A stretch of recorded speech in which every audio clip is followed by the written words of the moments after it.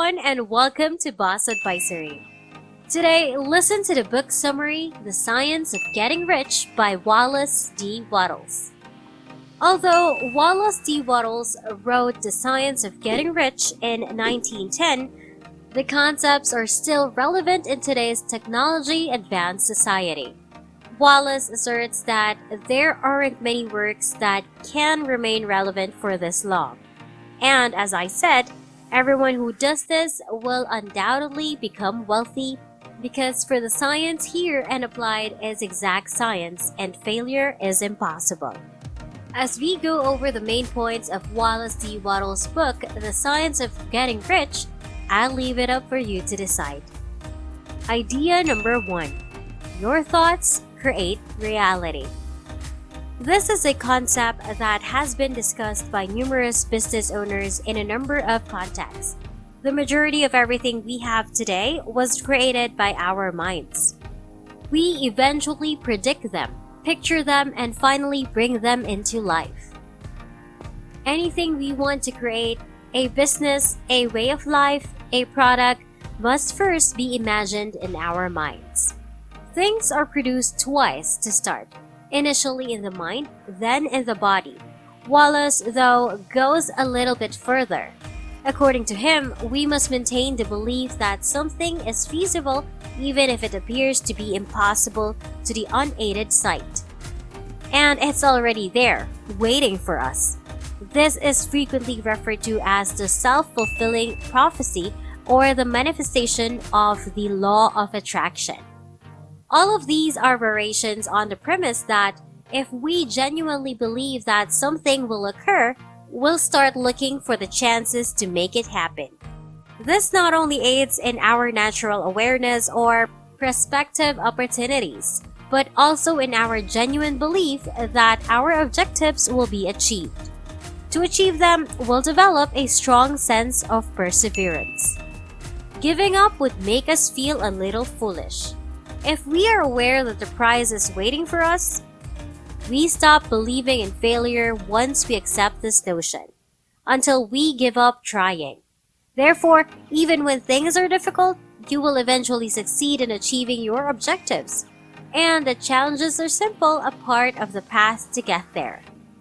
Because of this, it's critical to protect your innermost thoughts and actions. You must put your attention on supplying your mind with a kind of knowledge that will support your conviction that you are capable of achieving your objectives.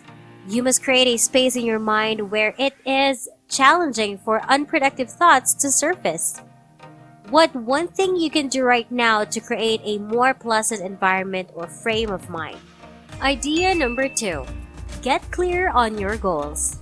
Have you ever had those moments when you reflect on the life you want to lead and the objectives you want to accomplish and are so driven to work hard and attain those objectives, but then you also have those moments when you just lack the drive to complete any job? It's alright. We've all been there. But as you can see, this may happen whether or not you have a strong desire to achieve your goals. Wallace claims that having a clear understanding of your objectives and taking the time to go over the specifics inspires a strong drive in your brains to go after them. And this desire grows more constant the more frequently we do it. I'd like to ask you a question. How many times have you written down your goals or maybe just given them some serious thoughts? Most people would say none. Most people set goals and objectives at the start of each year. And after that, you might occasionally, though indistinctly, think about them.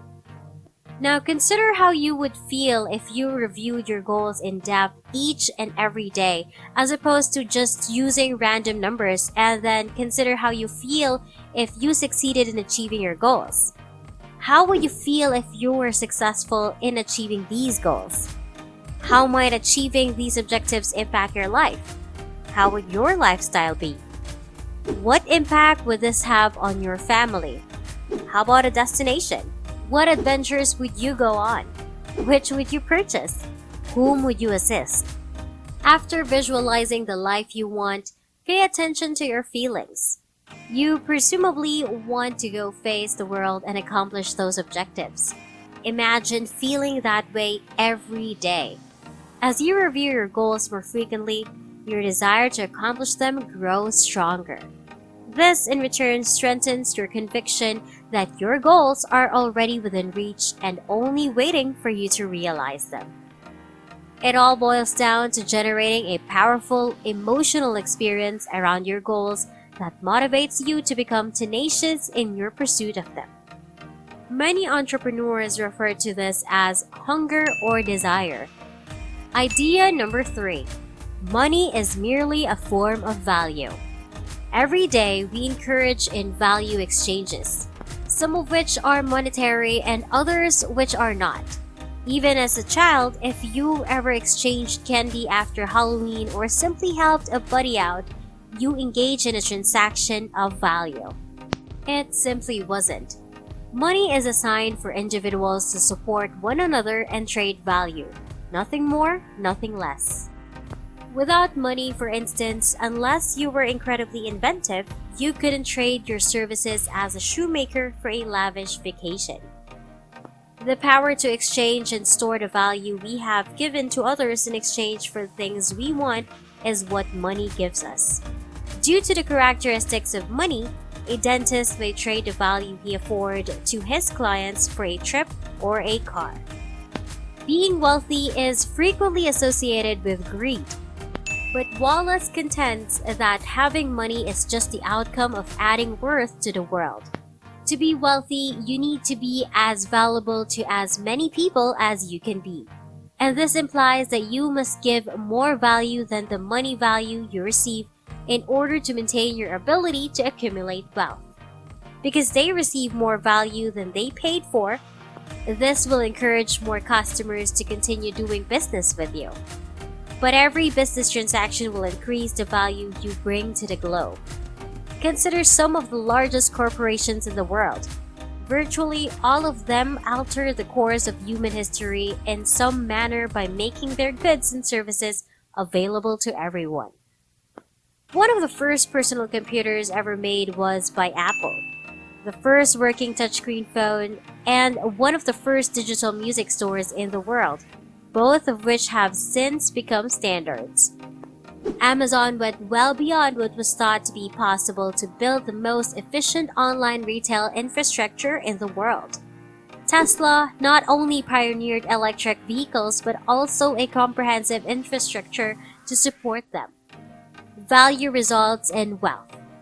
You can get more wealthy as you add more value to the world. Idea number 4. Focus more on creation rather than competition. Competition fosters the perception of resource shortage. Competition implies that you are engaged in conflict to diminish the value of others by definition.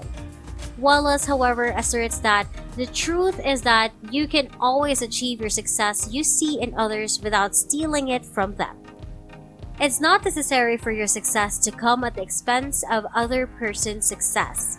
Wallace prefers to concentrate on creation over competition because when creators succeed in achieving their goals, everyone else involved gains something greater than what they did. Now, imagine you develop a fantastic product that improves hair cutting techniques. You charge hairdressers a few $100s for your goods.